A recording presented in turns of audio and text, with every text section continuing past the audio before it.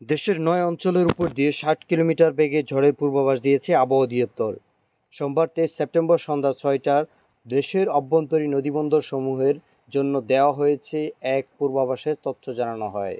এতে বলা হয়, ফরিদপুর, যশোর, খুলনা, বরিশাল, পটুয়াখালী, কুমিল্লা, নোয়াখালী, চট্টগ্রাম এবং কক্সবাজার অঞ্চলসমূহের উপর দিয়ে সন্ধ্যা ৬টার মধ্যে দক্ষিণ অথবা দক্ষিণ পূর্ব দিক থেকে ঘন্টায় ৪৫ থেকে ৬০ কিলোমিটার বেগে অস্থায়ীভাবে দমকা হাওয়া, ঝোড়ো হাওয়া সহ বৃষ্টি অথবা বজ্রপাত হতে পারে। এসব এলাকার নদীবন্দর সমূহকে ১ নম্বর সতর্ক সংকেত দেখাতে বলা হয়েছে।